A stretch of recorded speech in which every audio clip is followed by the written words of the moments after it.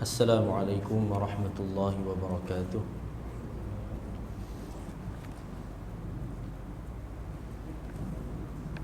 Tuan-tuan dan puan yang dikasihi oleh Allah Subhanahu wa taala, marilah sama-sama kita mulakan perkongsian pada malam ini dengan membaca Ummul Kitab Al-Fatihah. A'udzu billahi minasy syaithanir rajim. Bismillahirrahmanirrahim. Alhamdulillahi rabbil alamin. Ar-Rahmanir Rahim. Maliki yaumiddin. Iyyaka na'budu wa iyyaka nasta'in. Ihdinas siratal mustaqim. Siratal ladzina an'amta 'alaihim ghairil maghdubi 'alaihim waladdallin.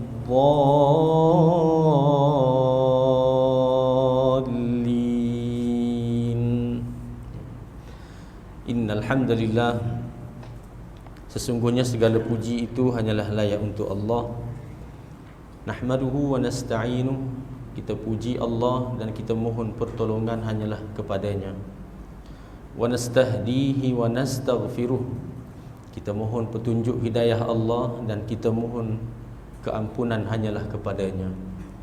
Wa nu'minu bihi wa natawakkalu alaih, kita beriman hanyalah kepada Allah dan kita bertawakal juga kepadanya. Wa na'udzu billahi min syururi anfusina, kita mohon agar Allah lindungi diri kita daripada kejahatan diri kita sendiri. Wa min sayyiati a'malina, dan mohon agar Allah lindungi diri kita daripada keburukan amalan-amalan kita. Innahu man yahdihillahu fala mudhillalah, sesungguhnya sesiapa yang diberikan petunjuk oleh Allah maka tidak ada yang mampu menyesatkannya. Wa may yudlilhu fala hadiyalah, dan sesiapa yang disesatkan Allah disebabkan keingkaran, mengingkari sunnatullah, maka tidak ada yang memberi hidayah. Fala hadiyalah, tidak ada yang mampu memberi petunjuk padanya, melainkan dia kena kembali semula kepada jalan yang benar, yakni jalan Allah Subhanahu wa taala. Allahumma salli ala sayyidina Muhammad wa ala alihi wa sahbihi ajma'in, amma ba'd. Alhamdulillah, apa khabar semua tuan-tuan dan puan? Di dalam bulan Zulhijjah kita baru habis selesai melaksanakan ibadah hari raya Idul Adha dan juga ibadah korban, dan ada saudara-saudara kita yang sedang ataupun masih lagi berada di tanah suci menghabiskan ibadah ataupun menyempurnakan ibadah haji mereka. Dan syukur kepada Allah di atas nikmat ini, nikmat di mana kita hidup di atas petunjuk Allah Subhanahu wa taala. Kita diberikan cahaya, kita diberikan suluhan untuk kita melaksanakan kehidupan kita dengan cara yang Allah kehendaki. Dan kita sentiasa menyesuaikan diri kita dengan perintah-perintah Allah. Kita sentiasa menyesuaikan apa yang Allah suka, maka itulah yang saya suka. Dan kita sedang berusaha untuk menyesuaikan diri kita, apa yang Allah benci, maka itulah yang saya benci. Maka inilah neraca seorang Muslim ketika mana dia memberikan satu ikrar ataupun satu, kita kata apa, pengisytiharan, la ilaha illallah, asyhadu an la ilaha illallah, aku sanggup jadi saksi, aku ni yang jadi saksi. Siapa-siapa nak tanya, aku boleh jadi saksi. Apa dia? Aku bersaksi bahawa tidak ada Tuhan yang aku sembah melainkan Allah. Maka di dalam bahasa Arab, ilah itu bukan semata-mata Tuhan yang disembah secara pergerakan badan seperti dalam solat. Ketika solat kita sujud kepada Allah, kita berikrar dan menyatakan bahawa Allah adalah ilah aku, Tuhan aku. Namun di luar daripada solat itu juga sebenarnya manusia sentiasa perlu sujud hati dia kepada Allah Subhanahu wa taala, sebab ilah itu maknanya sangat luas. Dia bukan khusus kepada Tuhan yang disembah secara di dalam solat itu Tuhan kita, ya betul, tetapi ilah ini meliputi dan mencakupi seluruh kehidupan kita. Maknanya kalau kamu sujud di dalam solat kepada ilah yang satu, maka di luar sana juga kamu perlu sujud kepada ilah yang satu tadi, yakni Allah Subhanahu wa ta'ala. Begitu juga kita bila kita beriman bahawa Nabi Muhammad sallallahu alaihi wasallam sebagai rasul, aku yang sanggup jadi saksi, aku bersaksi bahawa Nabi Muhammad sallallahu alaihi wasallam adalah pesuruh Allah, maka dalam erti kata lain, itulah contoh ikutan yang aku perlu ikut. Kalau aku bersaksi Muhammad rasul tetapi aku buat apa yang Muhammad tak ajar, maka macam mana kita kata nak jadi saksi kepada kerasulan Muhammad sallallahu alaihi wasallam? Kalau Nabi ajar yang ni halal, yang ni haram, Nabi kata al halalu bayyin wal haramu bayyin, benda halal itu jelas, benda haram juga jelas. Tiba-tiba kita yang kata Muhammad itu adalah rasul, kita ambil jalan kita sendiri, kita pandai-pandai kita. Mana mungkin kita boleh jadi saksi di atas kerasulan Nabi sallallahu alaihi wasallam. Maka marilah sama-sama saya dan tuan-tuan kita align balik apa yang kita lafazkan, apa yang kita qasatkan dalam hati, maka kita sama-sama mohon kepada Allah agar Allah beri kekuatan untuk kita beramal dengan kefahaman syahadah kita, insya-Allah. Tuan-tuan dan puan-puan yang dikasihi oleh Allah Subhanahu wa taala, kita sambung perbincangan kita malam ini pada muka surat 52. Kita masuk pada ayat 21, insya-Allah.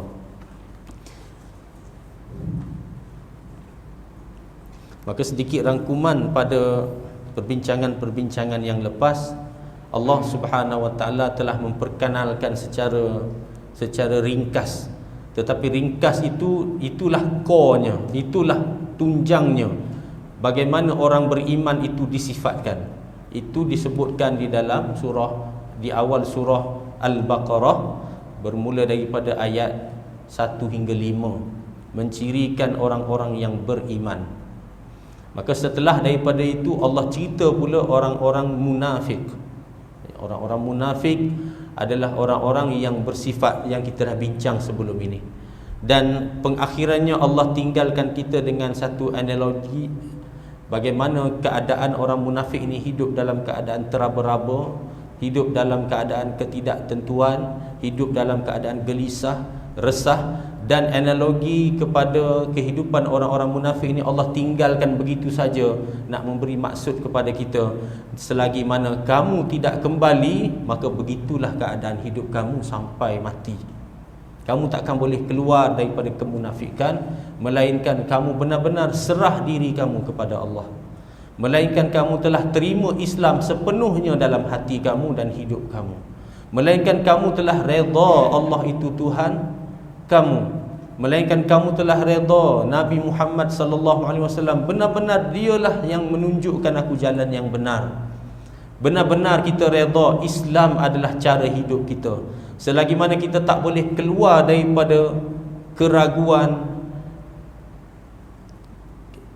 hilang keyakinan kepada benda-benda ini, maka selagi itulah, walaupun kita berkopiah bersongkok, minta maaf saya sebut, walaupun kita bersamping, walaupun kita berbaju berjubah sekalipun, tetapi selagi kita tidak menerima kesemua itu dengan tenang, kita tidak serahkan diri kita secara total kepada Allah sebagai seorang Muslim, maka kamu akan hidup dalam keadaan teraba-raba sampai bila-bila. Na'udzubillah min zalik. Baik, insya-Allah pada malam ni kita sambung firman Allah Subhanahu wa taala ayat 21. Insya-Allah saya baca, tuan-tuan ikut. Bismillahirrahmanirrahim.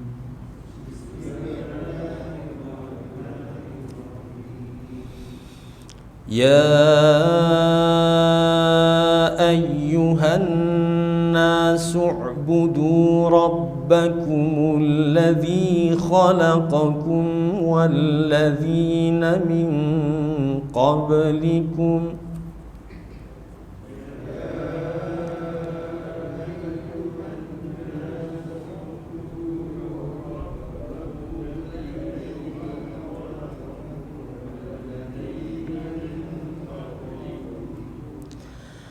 اعبدوا ربكم الذي خلقكم والذين من قبلكم لعلكم تتقون.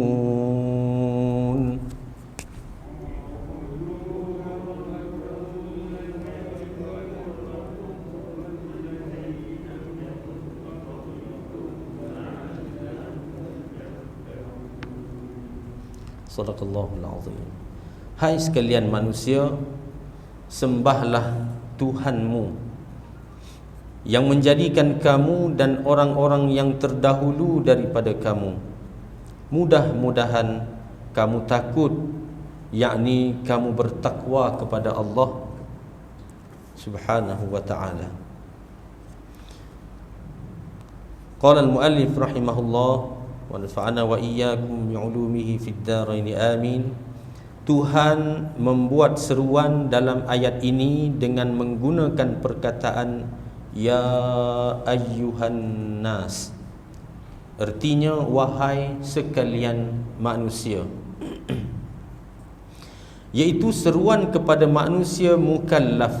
Mukallaf ni maknanya yang sudah sampai umurnya baligh dan juga berakal. Dua syarat untuk menjadi mukallaf sampai umur, iaitu kalau lelaki sudah keluar mani dan bagi perempuan sudah kedatangan haid, dan juga berakal. Berakal sihat maknanya tidak gila. Maka dua ini meletakkan seseorang kepada tanggungjawab dosa dan pahala yang kita panggil sebagai mukallaf, yakni yang sudah sewajarnya dibebani dengan tuntutan-tuntutan dan tanggungjawab sebagai sifatnya makhluk. Maknanya tanggungjawab sebagai makhluk, dan khaliknya atau sebagai sifat hamba dengan Tuhannya. Dengan khaliknya atau sifat hamba dengan Tuhannya, maknanya dah dapat terima tanggungjawab, pikul tanggungjawab perintah-perintah Allah, yakni pencipta kita, dan menyedari hakikat diri bahawa kita adalah yang diciptakan dan kita adalah makhluk Allah Subhanahu wa taala. Kata penulis, menurut pendapat ahli-ahli tafsir yang masyhur, seruan Tuhan menggunakan perkataan ya ayyuhan nas di mana sahaja terdapat di dalam Al-Quran adalah ditujukan kepada orang-orang penduduk Makkah, sebagaimana seruan Tuhan yang menggunakan perkataan ya ayyuhallazina amanu, artinya hai orang-orang yang beriman, ditujukan kepada orang-orang penduduk kota Makkah. Ini dalam konteks ketika wahyu diturunkan. Maknanya ketika wahyu diturunkan, kebanyakan apabila seruan ya ayyuhan nas itu merujuk kepada seruan kepada mereka yang belum mengenal Islam di kota Makkah, di fasa awal di fasa awal Makkah. Bila sebut ya ayyuhallazina amanu, itu memberikan kepada kita kefahaman bahawa ayat ini ditujukan kepada orang-orang yang beriman, dalam konteks orang-orang yang beriman yang telah ready menerima Tuhan ketika di fasa Madinah. Itu secara secara sejarahnya lah, ya. Akan tetapi seruan ya ayyuhallazina amanu merujuk kepada seluruh manusia, sama ada dia berbangsa apa sekalipun, keturunan mana sekalipun, ya, agama ataupun kepercayaan apa sekalipun. Bila ya ayyuhallazina amanu, itu bermakna ayat ini untuk mereka. Namun persoalan yang kita kena soal, ada ke orang yang bukan Islam baca Al-Quran? Bila masa kita nak tunggu orang yang bukan Islam belik Al-Quran, jumpa ayat yang menyeru kepada diri sendiri, maka fahamlah kita bahawa Allah juga sedang menyeru kepada kita supaya menyampaikan kepada orang lain. Ini maknanya tuntutan dakwah kita. Maknanya ayat ini perlu sampai ke telinga orang-orang yang bukan beriman, belum Muslim, melalui lisan kita yang membaca dan menyampaikan. Maknanya mereka tahu itu daripada dakwah kita. Kita yang panggil, kita yang seru, kita yang bacakan ayat ini kepada mereka. Maka dalam ayat ini Allah menyeru terutama orang-orang negeri Makkah yang selama ini menyembah patung-patung bikinan mereka sendiri, buatan mereka, berjumlah ratusan banyaknya di sekeliling Kaabah.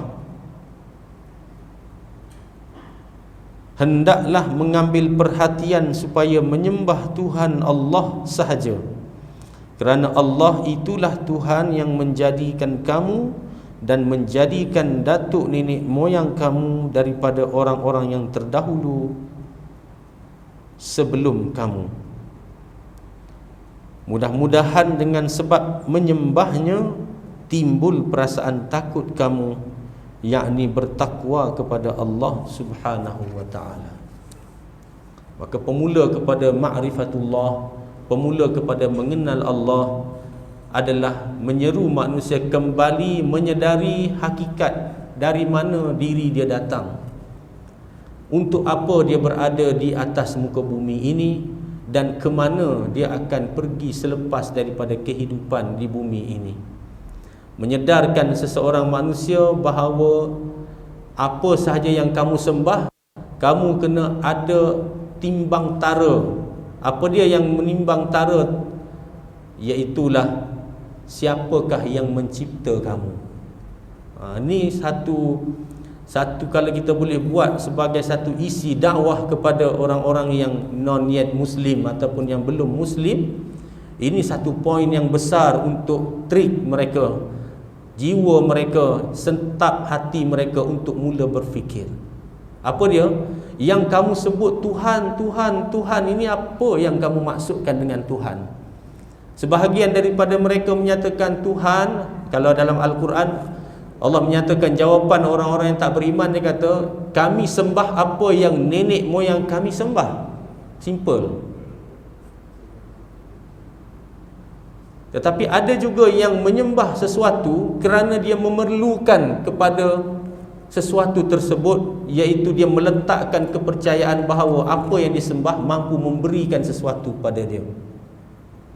Fine. Contoh, dia sembah satu patung ini sebab dia yakin patung ini kalau dia beri persembahan nanti apa yang dihajati akan tertunai. Yang ni pula kata aku duk sembah dia selama ni sebab aku, nenek moyang aku duk ajar inilah dewa ataupun Tuhan yang menjaga aku daripada sakit, bagi contoh. Dia berkisah dalam kehidupan saja, tetapi kalau kita tanya balik, adakah ini yang kamu sembah ini semua menciptakan kamu? Ini poin paling besar. Sebab itu asas kepada ketuhanan itu sendiri. Dia menciptakan kita, dia yang menjadi tuan kita. Maka kalau tanya balik, patung ni bila yang duduk kat sini ni? Oh, waktu nenek moyang aku dulu dah ada. Tapi siapa yang buat, siapa yang ukir? Adalah pengukirnya.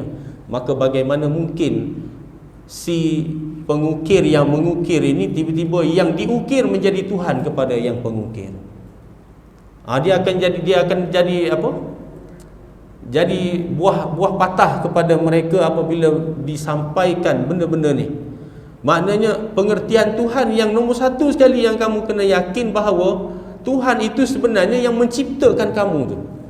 Bukan semata-mata yang boleh elakkan kamu daripada mudarat, bukan semata-mata yang boleh bagi rezeki pada kamu, bukan semata-mata yang itu sahaja, tetapi yang paling asas kamu kena tahu Tuhan kamu adalah Tuhan yang menciptakan kamu. Maka dari situ dia carilah jawapan kalau dia jumpa. Kalau boleh dia yakin, boleh lagi ke dia nak kata patung yang saya sembah inilah dia yang menciptakan saya? Mustahil. Maka disitulah asas kepada keimanan yang Allah nak sampaikan kepada jiwa manusia. U'budu rabbakum, sembahlah Tuhan kamu. Siapa tu pengertian Tuhan tu? Allazi khalaqakum, yang menciptakan kamu. Wallazina min qablikum, dan juga bukan kamu saja yang diciptakan oleh Tuhan ini, sebelum daripada kamu pun dia juga yang menciptakan. Apa sahaja yang ada di dalam alam ini dia yang ciptakan. Maka mana mungkin satu patung yang diambil daripada batu bukit boleh dikatakan mencipta segala-galanya, sedangkan bukit itu juga terjadi sebelumnya tidak ada. Mana mungkin matahari yang sebelum ni berbilion-bilion tahun baru berlaku, katanya ada teori Big Bang dan sebagainya. Terpulanglah kita nak bincang, itu cerita panjang. Tetapi mereka juga mula meyakini fakta itu. Dunia ini bermula daripada kejituan yang satu dipecahkan dalam teori Big Bang katanya. Tak apalah. Jadi kalau macam tu, matahari sebelum tu kat mana yang kamu sembah matahari? Maka sudah tentu kamu kena yakin ada yang menciptakan matahari. Maka itu asas kepada keimanan sebenar. Selagi mana yang kamu kata Tuhan itu dirinya sendiri juga diciptakan, maka dia tak layak jadi Tuhan. Namun malangnya, bukan malanglah, persoalannya, adakah sampai pemikiran-pemikiran ini kepada saudara-saudara, kawan-kawan kita di luar sana yang belum Muslim? Adakah telah sampai kepada mereka pemikiran bahawa nak letakkan satu level Tuhan, dia tak boleh semudah-mudah dia anggap saja, tetapi mesti ada fakta? Sampai ke belum? Maka pertanyaan itu kembali kepada diri saya, kembali juga kepada diri kita semua. Ketika mana kita berbicara dengan rakan-rakan kita yang non-Muslim, non-yet Muslim, adakah kita dah sampaikan persoalan asas ini kepada mereka? At least bawalah balik untuk berfikir. Nak marah, macam mana nak marah? Cerita saja. Inilah dakwah. Kita bukan paksa. Maka ayat ini membawa kita kepada satu pemikiran bahawa umat Muhammadiyah merupakan umat yang da'i, pendakwah, penyeru kepada agama Allah Subhanahu wa taala. Maknanya Al-Quran yang kita baca ni sebenarnya bukan sekadar memberi manfaat kepada kita, tetapi ia memberi manfaat kepada seluruh alam jika benar kita amalkan Al-Quran ini. Subhanallah. Baik, kita sambung kepada ayat yang ke-22.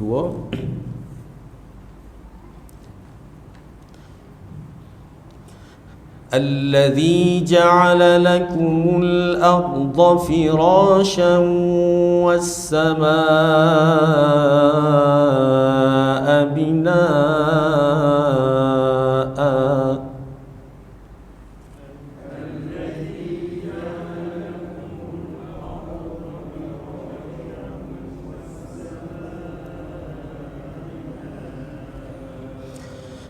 وأنزل من السماء ماء فأخرج به من الثمرات رزقا لكم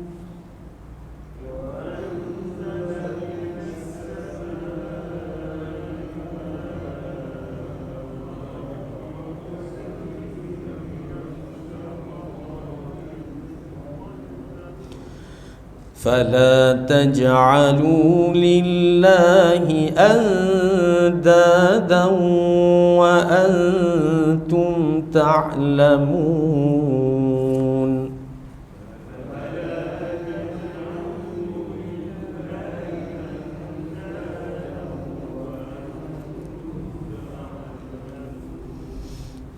Dia Allah yang menjadikan bumi untuk kamu sebagai tikar ataupun hamparan yang boleh kamu lalui, dan menjadikan langit sebagai atapnya. Dia menurunkan air hujan dari langit, yakni awan, maka dengan air hujan itu ditumbuhkannya buah-buahan untuk rezeki kamu. Oleh itu janganlah kamu jadikan sekutu bagi Allah sedangkan kamu mengetahuinya. Nampak perkaitan tadi. Kamu minta rezeki dari satu-satu pihak ini menyebabkan kamu puja dia, kamu sembah dia dan sebagainya. Tetapi bermula dengan kefahaman siapa yang menciptakan kamu, siapa yang menciptakan alam. Allah sebarkan lagi kefahaman bahawa Allah lah yang menguruskan rezeki sebenarnya. Allah lah yang mengaturkan rezeki bermula daripada asasnya, iaitu Allah turunkan, Allah ciptakan hamparan bumi ini, Allah ciptakan laut, Allah ciptakan langit, Allah ciptakan seluruhnya. Kemudian Allah hubungkan antara langit dan bumi ini supaya rezeki kamu berkembang di bumi. Kenapa kamu tak pilih sumber yang asas yang memberi rezeki pada kamu, tetapi kamu pergi cari pihak-pihak yang kamu dakwa boleh bagi rezeki, sedangkan tidak ada asas dakwaan kamu tersebut? Maknanya membuka minda kita, membuka minda orang yang kita sampaikan dakwah kepada mereka bahawa ajaran Islam ini berasaskan kepada ajaran mentauhidkan Allah Subhanahu wa taala dan memohon segala hajat hanyalah kepada Allah yang esa itu tadi. Tidak ada syirik, tidak ada pemilihan kuasa-kuasa yang kedua, pihak ketiga dan sebagainya. Melainkan kita meyakini segala yang ada di muka bumi ini hanyalah perantara yang menyampaikan rezeki, tetapi yang berkuasa, yang layak kita mohon, yang layak kita takut, yang layak kita harap, yang layak kita minta, tak lain tak bukan hanyalah kepada Allah Subhanahu wa taala. Maka penulis menyebutkan Allah yang disembah itu, Dia jugalah yang telah menjadikan bumi yang bulat ini. Istilah bulat ni kalau sains dia banyaklah istilahnya, sfera dan sebagainya. Tetapi mudah kita kata bumi itu, kalau nak tengok bulat, mudah cerita bulat. Tapi faktanya, hakikatnya bukanlah circle macam tu bumi kan. Bumi ini bentuk sfera dan ada bonjol sikit kan. Tapi tak apalah, ini istilah yang digunakan untuk mudah orang awam faham. Tetapi kelihatannya rata terbentang seperti tikar sehingga dapat dilalui dan dijalani ke mana-mana. Kerana sangat luas hingga tidak kelihatan bulatannya, yang nampak oleh mata hanyalah rata sahaja. Dia jugalah yang menjadikan langit sebagai atapnya. Dari langit itu yang merupakan awan diturunnya air yang dinamakan hujan. Maka dengan perantaraan air inilah ditumbuhkannya tumbuh-tumbuhan yang dapat menghasilkan buah-buahan sebagai rezeki kamu dan habuan untuk dimakan. Bila kamu telah mengetahui semuanya, maka janganlah sekali-kali kamu jadikan sekutu bagi Allah, yakni pendua bagi Allah. Kamu ada-adakan Tuhan selain Allah, baik yang merupakan kebendaan seperti air, api, batu, kayu, maupun yang merupakan alam seperti bintang, bulan dan matahari. Bahkan juga mempertuhan sesama manusia ataupun jin dan malaikat. Janganlah dipuja-puja, diagung-agungkan dan disembah oleh seolah-olah ia mempunyai daya pelindung seperti Allah, padahal ia tiada dapat memberi manfaat dan tiada pula dapat memberi mudarat sepertinya. Ini asas akidah kepada seluruh manusia untuk menerima Allah sebagai sumber. Allah Samad, Allah tempat bergantung harapan seluruh makhluknya. Maka daripada keyakinan ini tak ada lagi keraguan kepada kita untuk kita meminta-minta kepada pihak-pihak yang lain selain Allah, melainkan minta dengan kita kata apa, perkiraan logiknya minta sebagai perantara. Contohnya kita minta isteri kita ambil air, sudah tentulah logiknya isteri kita boleh tolong buatkan air, tetapi bukan di atas satu akidah isteri kita kata berkuasa memberikan rezeki air itu kepada kita. Maka dari situlah kita akan mula berfikir hubungan kita dengan pihak-pihak lain juga, kalau ia melibatkan satu benda yang tidak masuk pada akal kita dan kita minta kepadanya dengan keyakinan dia bagi pada kita, dia boleh bagi kepada kita manfaat ataupun mudarat, maka ini termasuk dalam larangan Allah Subhanahu Wa Taala. Sebab itu mengamalkan sihir, memuja makhluk selain Allah dan bergantung kepadanya, jin, manusia dan orang-orang yang telah pun meninggal dunia, tak ada apa-apa mampu memberi manfaat dan mudarat kepada kita melainkan Allah semata-mata. Maknanya ketika mana kita nak minta, mintalah, fasta'in billah, kata Nabi. Fa iza sta'anta fasta'in billah. Ketika mana kamu nak meminta, mintalah dengan Allah Subhanahu Wa Taala. Bahkan Nabi SAW pun sentiasa memperingatkan kita, janganlah engkau memuja-muja aku sebagaimana kaum Nasrani telah pun memuja-muja Nabi Isa alaihissalam. Akhirnya daripada pemujaan yang kita kata apa, melampau tadi, al-ghulu tadi, menyebabkan akhirnya sikit demi sikit Nabi Isa ni dianggap ada martabat lain, sehingga terkeluar daripada martabat kenabian Rasul Allah kepada apa, anak Tuhan. Na'udzubillahi min zalim. Di situlah asasnya kepada akidah kita, pacakkan segala pergantung harapan hanyalah kepada Allah Subhanahu Wa Taala.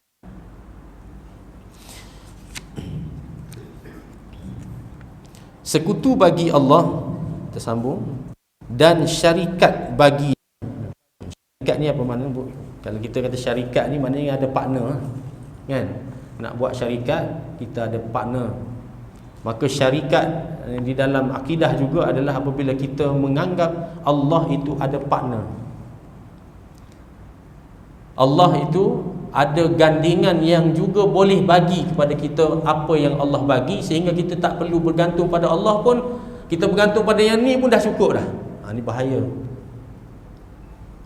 Maknanya tak perlu minta dengan Allah, minta dengan ni pun sudah cukup dah. Ini sangat-sangat bahaya kepada akidah kita. Maka andad sebenarnya tidak pernah wujud. Andad ini maknanya sembahan-sembahan ataupun pihak yang kita letakkan dalam hati kita. Kalau aku susah, aku memang akan minta dengan dia ni. Itu andad. Dalam istilah bahasa Arab banyak, dia gunakan ada ilah, ada Rabb, ada andad dan sebagainya. Dan andad di maknanya satu pihak yang kita puja dia, kita bergantung pada dia sehingga kita minta sesuatu pada dia. Ini andad.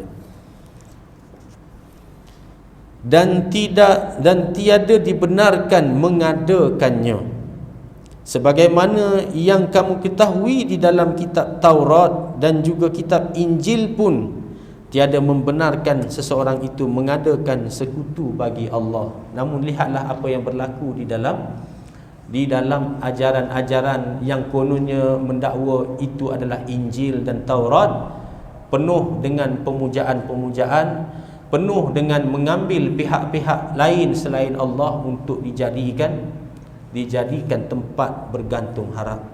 Sehingga kan Yahudi juga mengatakan Uzair anak Allah. Nasrani juga mengatakan Isa bin Maryam. Isa bin Maryam tadi itu juga adalah anak Allah. Na'udzubillahi min zalik. Asas daripada mereka mengambil dan menganggap bahawa pihak-pihak ini sebagai anak Allah, tak lain tak bukan adalah kerana meyakini bahawa kuasa yang ada pada dia tu, kuasa yang ada pada Nabi Isa itu kononnya menghidupkan orang mati, apa lagi, mengubati sakit kusta, mengubat orang buta yang tak ada biji mata keluar boleh lihat balik dengan biji mata. Ini semua. Ataupun satu lagi apa, dia ambil ketul-ketul tanah kemudian ditiupkan pada ketulan tadi, tanah tadi, jadi burung yang terbang. Semua ini bagi logik akal mereka, kalau macam ni punya level ni bukan manusia ni. Habis tu kau nak kata Tuhan, Tuhan Allah, jadi anak Allah. Mudah, senang. Ini penyakit yang bahaya. Sebab tu dalam Al-Quran Allah sebut berkali-kali ketika mana Allah menceritakan mukjizat Nabi Isa AS, Allah rangkumkan di hujungnya biiznillah, biiznillah, biiznillah. Wa iz yakhluqu, saya lupa ayatnya, menghidupkan orang mati, iz tuhyil mauta biiznillah, ketika menghidupkan orang mati dengan izin Allah. Bukan kuasa Nabi Isa AS, tetapi kuasa Allah Subhanahu wa taala, izin Allah Subhanahu wa taala. Hatta tongkat Nabi Musa AS, agak-agaknya kalau tongkat tu kita jumpa, jadi apa tongkat tu sekarang? Sebab apa? Sebab punyalah manusia duk nampak tongkat tu, wah, pernah jadi ular satu masa dulu. Punyalah hebatnya tongkat ini. Silat-silat, potong-potong-potong, buat azimat. Na'udzubillahi min zalik. Sedangkan di dalam Al-Quran ketika mana Allah berbicara dengan Nabi Musa AS, Allah tanya, bukan sebab Allah tak tahu, Allah tanya untuk berbicara. Wa ma tilka biyaminik ya Musa, apa yang ada kat tangan kanan kamu tu Musa? Nabi Musa kata, Nabi Musa berkata, hiya asai, ini tongkat aku ya Allah. Maknanya asal tongkat tu dari mana? Atawakka'u alai, aku guna untuk menongkat badan aku. Wa ahushu biha ala ghanami, dan aku guna tongkat ni untuk petik daun-daun yang gugur bagi makan pada binatang.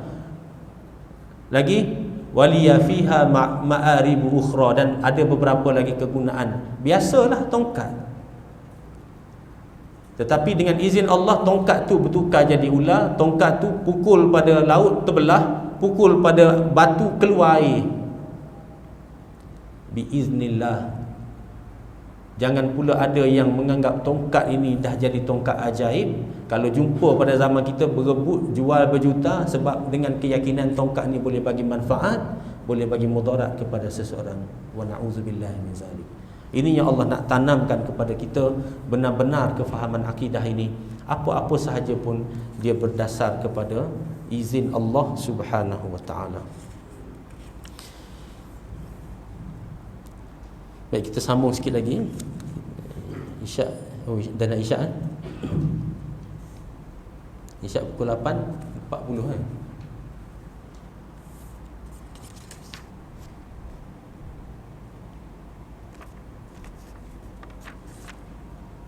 Saya rasa kita berhenti situ dulu lah. Kita berhenti isyak, ya? InsyaAllah kita sambung lagi pada masa yang akan datang. Tuan-tuan boleh balik dan bacakan ayat yang 23 ni. Ini jawapan padu daripada Allah, jawapan balas daripada Allah kepada mereka yang mengambil Tuhan selain Allah. Allah cabar untuk datangkan Al-Quran, kitab ataupun surah yang sebanding dengan Quran. Kalau mereka tak percaya kepada mesej-mesej Allah tadi, ini jawapan Allah Subhanahu Wa Taala ayat 23. InsyaAllah kita sambung pada minggu datang, mudah-mudahan Allah izin, InsyaAllah.